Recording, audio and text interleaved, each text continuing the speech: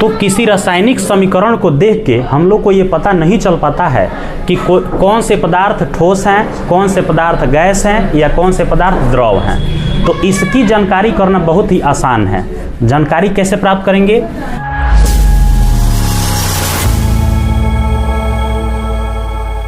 अगर किसी अभिक्रिया में कोई ठोस पदार्थ है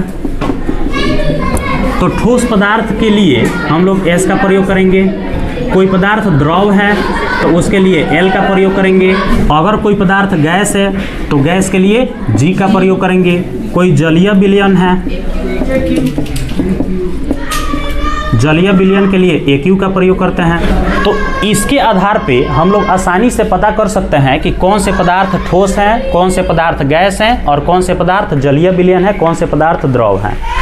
तो ये आसान सा तरीका है। इसी के आधार पे हम लोग को क्या पता चलता है, अभिक्रिया में जो भी भौतिक अवस्था है इसकी जानकारी प्राप्त होती है। ये हो गया पहला पॉइंट। उदाहरण समझिए कि कैसे पता करेंगे कि कौन ठोस है, कौन द्रव है और कौन गैस है।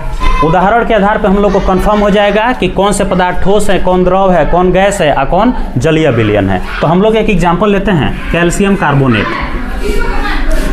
अब कैल्शियम कार्बोनेट को जैसे ही गर्म करेंगे, अब CaCO3 लिख दिए हैं तो इससे पता हम लोग को नहीं चल पा रहा है कि ये ठोस है कि द्रव है कि गैस है।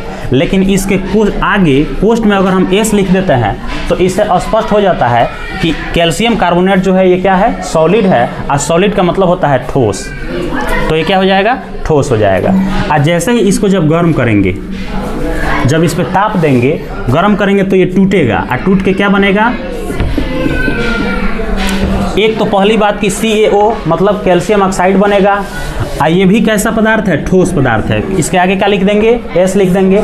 अब दिमाग में क्वेश्चन आ रहा होगा कि ठोस के लिए S ही क्यों लिखेंगे, द्रव के लिए L ही क्यों लिखेंगे और गैस के लिए G ही क्यों लिखेंगे, विलयन के लिए AQ ही क्यों लिखेंगे। तो इसका अंग्रेजी होता है सॉलिड। ठोस का अंग्रेजी क्या होता है, सॉलिड। तो सॉलिड का पहला अक्षर क्या होगा, S होगा। तो ठोस के लिए इसीलिए क्या लिखते हैं, S लिखते हैं। दूसरा है द्रव। तो द्रव का इंग्लिश होता है लिक्विड। लिक्विड का मतलब द्रव, तो द्रव के लिए L लिखते हैं। और तीसरा होता है गैस।